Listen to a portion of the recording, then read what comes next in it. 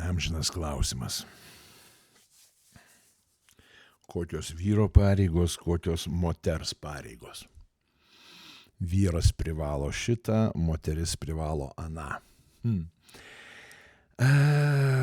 Žodžiu, iš tikrųjų, mano giliu įsitikinimu,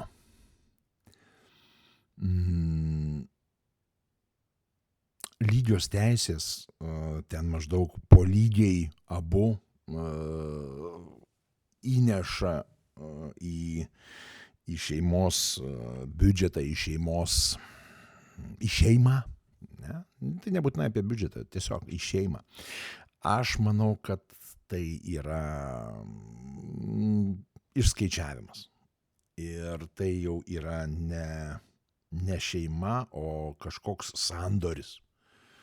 Aš va tiek, o tu per mažai, aš daugiau, kad nebūtų tokių, žinot, nes tai jau yra neteisingas, sakykim, santykis. Va. Idealiu atveju, mano manimu, mano giliu įsitikinimu, abudu šeimos nariai, tiek vyras, tiek žmona, turi atsiduoti šeimai 100%. Ne 50-50, 100%. Ką tai reiškia? Aš vis su tais pavyzdžiais, aš su tais dėsningumais kažkokiais. Juk nėra taip, kad tu turi ranką ir tu tą ranką rūpinsies, tiek, kiek ta ranka dirbs. O ne, ta prasme, nelogiška, teisingai. Tu rūpiniesi visų savo kūnų, atiduodamas visą savo energiją. Lygiai taip pat ir čia. Šeimoje du žmonės tampa vienu kūnu, ne, vyras ir žmona. Ir viskas. Ir gyvenam, rūpindamiesi vienas kitu, atiduodami visą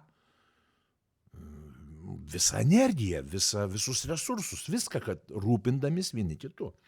Bet čia vėlgi labai plonas ledas, kad vienas atiduoda, o kitas tik ima.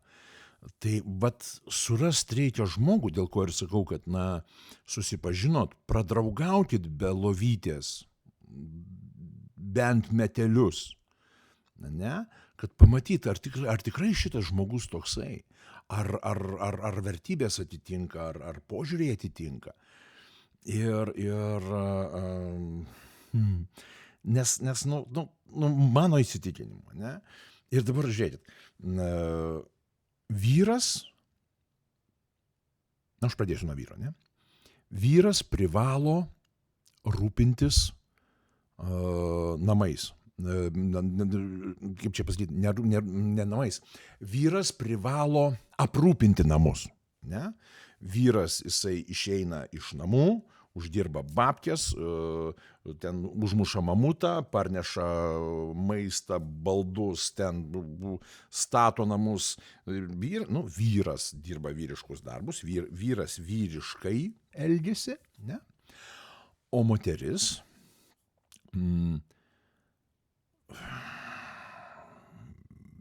gyvena tuose namuose, juos puoselėdama. Jinai juos dekoruoja, juos daro jaukius, juos daro malonius visom prasmėm ir jinai pasirūpina, sakykim, tokia vyro poilsio zona, kur jisai iš po darbo, iš po viso to, supranti, atnešęs grobį atiduoda namams, ne? Žmonai, namams, kaip pavadinsi, nepagadinsi. Ir jisai namie ilsisi, jisai čilina, jisai atgauna jėgas, jisai, kaip sakant, pasiruošia rytojaus triūsui. Moteris, jinai dirba namuose, ne? Tai čia toks idealus variantas, mano manymu, ne? Dabar vėlgi vienas be kito negyvena, tai yra moteris dirba namuose, jai reikia poilsio. Vyro pareiga aprūpinti moterį poilsiu.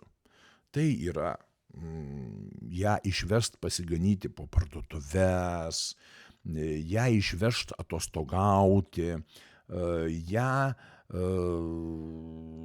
aprūpinti, kad jinai po darbo, nes mes turim skirtingas darbo zonas ir mes skirtingose vietose ilsimės.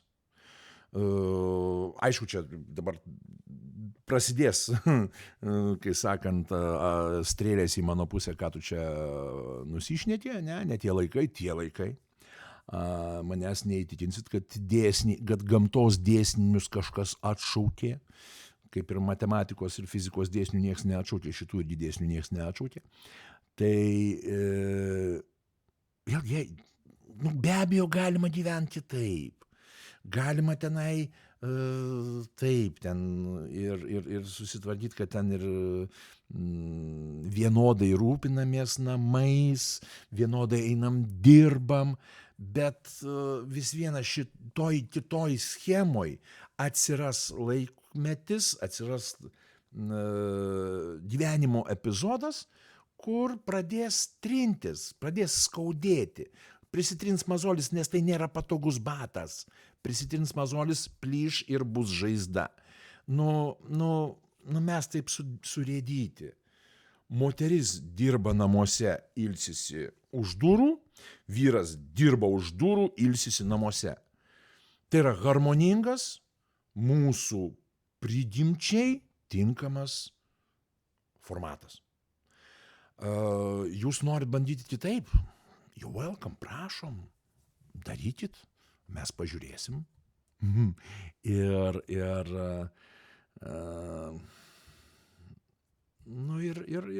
toliau šersim psichologus ir kitus ten, žodžiu, daktarus, nes jiems įdėti iš kažko gyventi. Ir tai be abejo yra sudėtinga, nes pas mus sistema tokia, kad bet kuris darbdavys jisai siekia sutaupyti, o ypač gerai taupo darbuotojų sąskaitą. Ir tas uždarbis eilinio žmogaus, jisai gali neleisti, sakykime, oriai gyventi, ko pasekoje moteris imasi darbų ir abudu bando tą šeimos biudžetą papildyti. Taip yra, tai nėra faina, mano manimu, bet taip žmonės gyvena, galima gyventi, gyvenkit. Tiesiog tada kažkaip reikės daugiau stengtis vienas dėl kito. Taip bus sunkiau. Nes vyras, jisai išėjęs dirbti, vargti, ten prakaituoti, uždirbinėti pinigus, jisai stiprėja, jisai tobulėja, jis auga. Moteris darbe neauga. Ta prasme, jinai gali dirbti laisvu, kaip labai geras pasakymas, laisvu nuo laimingo šeimyninio gyvenimo metu. Moteris gali dirbti savo malonumui. Jeigu moteris nori ten savirealizaciją, ten dar kažkas, okei, super, labai geras dalykas. Jeigu tas dalykas negriauna tavo šeimos, negriauna tavo namų, tai superinis dalykas. Ir tu tame malonumą jauti, tu tame audi ar kažkas, tai labai gerai. Bet jeigu moteris eina į darbą todėl, kad reikia babkių uždirbti, jinai dirba nemylimą darbą arba tiesiog dirba, nes reikia babkių uždirbti, nes pragyventi reikia, tada moteris degraduoja. Degraduoja kaip moteris, jinai tampa diedu. Tada po darbų susirinkę du diedai, atėję namo pailsėti, žvalgosi, kur čia ta mylinti ir jį pasitinkanti žmona ir na, gerai, bandykit, bet tai ne ta schema, kur aš sakyčiau, kad o, geras, super. Ne. Jeigu moteriai reikia dirbti, jinai degraduoja. Jeigu vyrui reikia dirbti, jis auga. Na, mes taip surėdyti. Ir čia, taip nebus. Ir svarbiausia, vat šitais žodžiais remiantis, nepulti kraštutinumus, ne? Tai nėra kalba apie, kai sakant, bobikė drypso ant sofkutės ir vyras, davai, čia nešk namo babkės į visą kitą.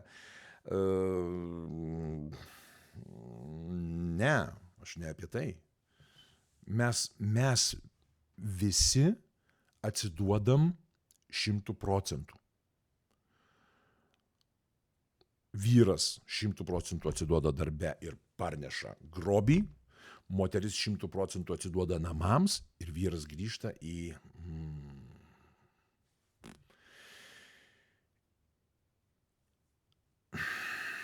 Nu va taip va. Aišku, dabar gali būti, žinai, oi, aš nemėgstu, aš nedarysiu, aš čia taip anaip. Žiūrėkit, tai, kokie mes susitinkam kurt šeimą, tai nereiškia, kad mes susitinkam su vienodom vertybėm, su vienodais pavyzdžiais iš savo gyvenimo.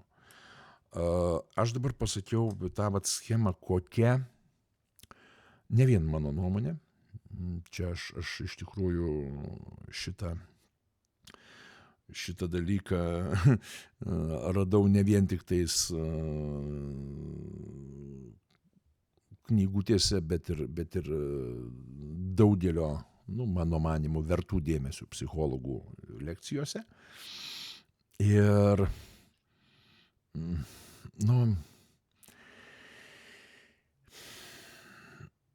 abu žmonės turi, ir vyras, ir žmona turi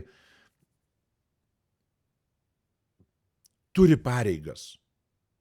Vyro pareiga aprūpinti šeimą, moters pareiga rūpintis namais. Nemėgsti? Ką žinau, tada ieškok savo antros pusės.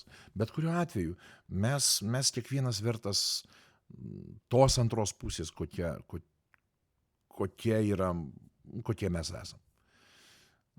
Ta prasme, kaip mes elgiamės, kokias vertybės propaguojam, tai mes tokią antrą pusę ir susirandam.